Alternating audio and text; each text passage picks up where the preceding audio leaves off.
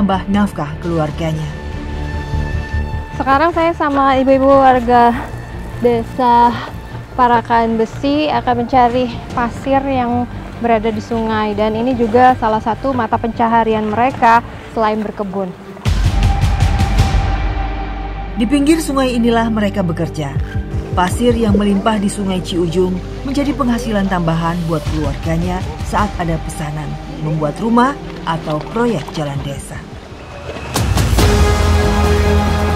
Kondisi ekonomi yang sulit memaksa para buruh tani untuk mengambil jalan yang berat. Menambang pasir menjadi salah satu solusi. Namun, di tengah segala keterbatasan, para wanita ini membuktikan bahwa mereka adalah sosok perkasa yang tak gentar menghadapi badai kehidupan. Kalau ibu nggak ada pekerjaan, nggak ada yang maju, nggak ada. Yang nggak kerja, nggak makan. Gimana kalau nggak makan kan butuh, anak-anak butuh makan, nggak makan itu. Ya Allah, yang sedih banget kalau gitu mah. Kalau ini masih pengen dikasih apa gitu sama pemerintah, sumbangan aja saya nggak dapat.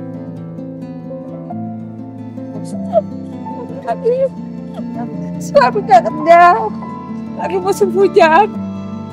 Suami kulinya ada, punya orang, semuanya punya orang itu. Jadi kalau nggak ada hasilnya kita nggak makan. Sama sekali Bu, pemerintah kasih nggak ada. Orang-orang dapat apa, uang PKH apa, kita mah nggak ada. Tapi kalau masalah pemilihan selalu dapat ke data. Tapi giliran dapat hadiah, dapat sumbangan apa-apa enggak, selalu kelewat. Makanya kayak susah banget gitu nyari pinjaman ke orang atau ke saudara, nggak dikasih. Kadang nggak ada buat jaminan gitu.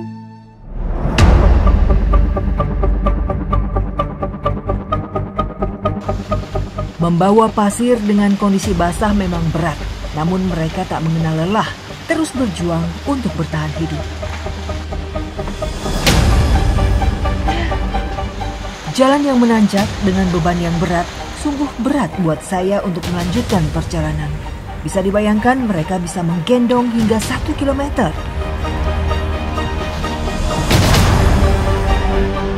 Berat pasir hingga 20 kg per karungnya.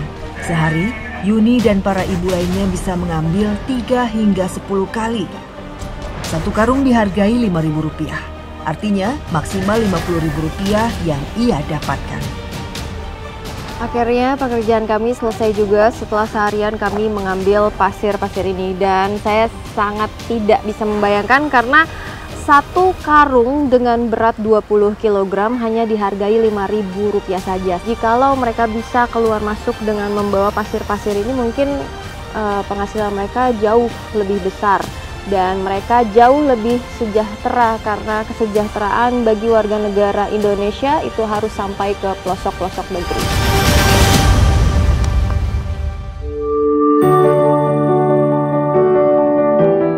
Dengan penghasilan yang pas-pasan, Yuni menyisihkan penghasilan untuk membeli domba sebagai tabungan. Namun saat ada kebutuhan mendesak, ia harus rela menjualnya. Itu juga masih sayang sih, masih kecil. Masih kecil itu harus. Iya, karena butuh uang buat sehari-hari. Gimana Pak? Bantuin dong ibunya Pak. Kalau 500 kan kemahal kan. Emang pasarannya berapa di sini? Paling pasarannya kami segitu, saya biasanya 400, 3,5. Ternyata yang dijual anakannya karena domba yang dewasa akan dijadikan indukan. Akses jalan yang rumit membuat harga domba lebih murah dengan harga di bawah rata-rata pasaran. Jembatan gantung yang roboh membuat warga harus cari jalan alternatif, penuh dengan resiko. Melewati jembatan bambu menjadi jalan yang terdekat untuk keluar dan masuk desa mereka. Memang sulit, namun bagaimana lagi? Inilah jalan satu-satunya yang terdekat.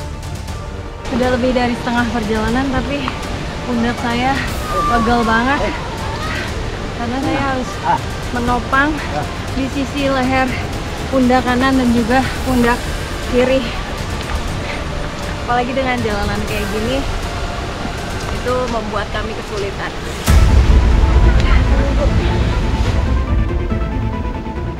Jembatan bambu ini dibuat di antara batu yang berada di tengah-tengah sungai. Ini jembatan kelima yang kami lewati dan rasanya udah pegel banget, sakit juga bahunya. Apalagi ini tuh sehabis hujan, jadi bambu-bambu ini licin banget. Jadi harus berhati-hati karena bambu-bambu ini hanya diikat oleh akar tumbuhan aja dan ini membahayakan kali bagi warga desa Parakan Besi. Akhirnya, setelah melewati jembatan bambu yang licin, kami pun sampai di mana pembeli menunggu.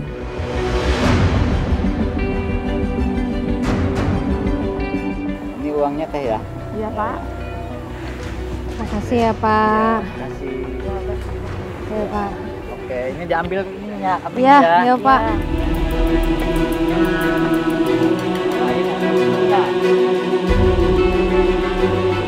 Jika pemerintah segera membangun kembali jembatan gantung Luwi Awi, tentunya warga tidak akan kesulitan untuk menjual ternak mereka.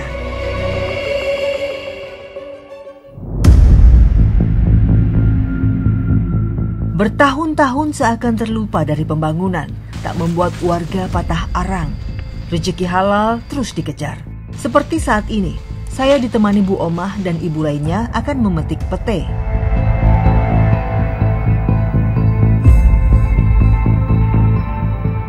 Tanpa alat pengaman, Bu Omah harus memanjat. Namun pekerjaan beresiko tetap dilakukan demi memenuhi kebutuhan keluarganya yang masih serba terbatas. Hanya buah pete yang berwarna hijau tua saja yang boleh dipetik karena sudah cukup matang. Sementara saya dan ibu lainnya bertugas memungut pete.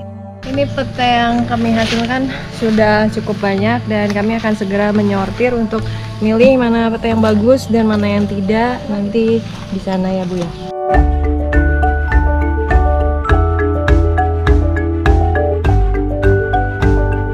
Setelah sampai di tempat penyortiran, kemudian pete disortir agar laku dijual dan sisa hasil sortiran untuk dikonsumsi sendiri. Sayangnya, harga pete di sini sangat murah. Padahal Bu Omah menggantungkan hidup mereka pada buah ini saat hasil tani lainnya belum panen. Kalau sebulannya emak tuh bisa dapat berapa sih? Paling satu bulan paling 100 apa 200 gitu ribu gitu. Ya emak kan juga udah tua nih Mak. Nah Mak nggak mau berhenti aja gitu, nggak nyari pete gitu?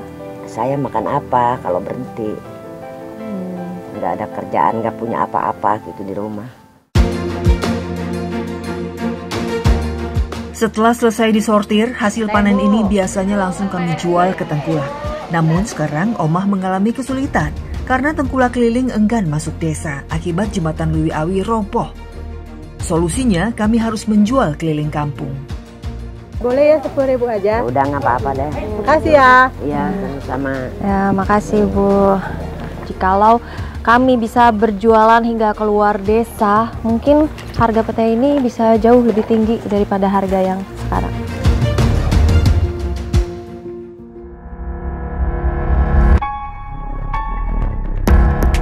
Jembatan gantung Luwi Awi pernah menjadi nadi kehidupan warga desa.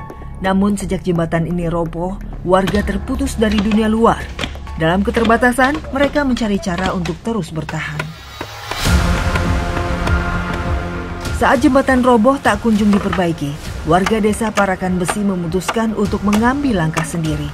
Mereka memanfaatkan bambu dari hutan sekitar untuk membangun jembatan sementara.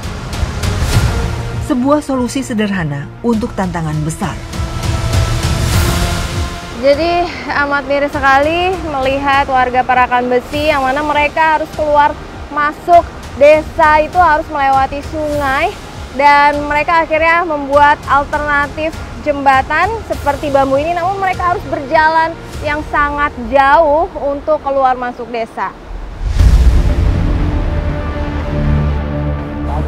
Dengan bahan sederhana dan alat seadanya, mereka bekerja tanpa lelah. Setiap batang bambu dipilih dan disusun dengan hati-hati agar jembatan bisa berdiri kokoh.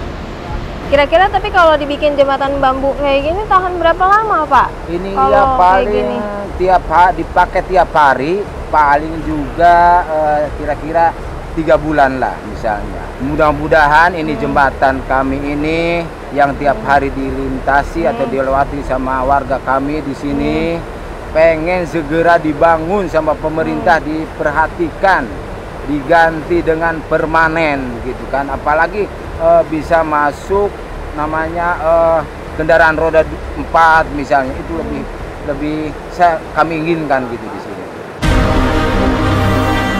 Semangat gotong royong warga Parakan Besi membuktikan bahwa keterbatasan bukan penghalang.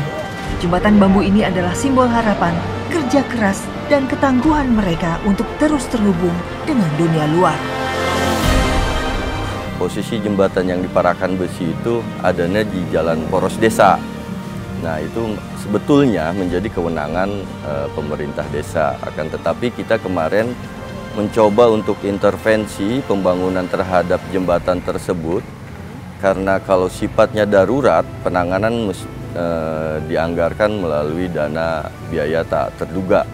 Nah, ketersediaan biaya tak terduga itu tidak akan cukup melakukan pembangunan jembatan tersebut, apalagi sesuai dengan keinginan warga yang rencananya ingin dibangun, keinginannya dibangun bisa dilalui oleh akses kendaraan roda 4. Beberapa hal yang kita lakukan ketika kita tidak bisa menangani pengajuan dari pemerintah desa seperti jembatan gantung dan jalan, sedangkan pemerintah kabupaten juga keterbatasan anggaran untuk bisa melakukan penanganan karena kita juga punya targetan terhadap kemantapan jalan kabupaten. Jadi kita juga mencoba mengusulkan ke pemerintah provinsi ataupun pemerintah pusat untuk penanganan jalan dan jembatannya.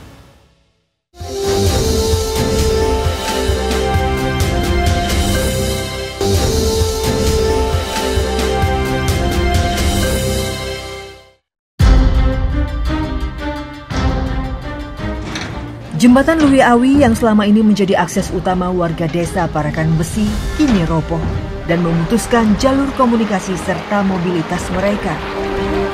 Warga saat ini terisolasi dan sangat berharap pemerintah segera turun tangan agar mereka bisa kembali mengakses kebutuhan hidup dan aktivitas dengan layak.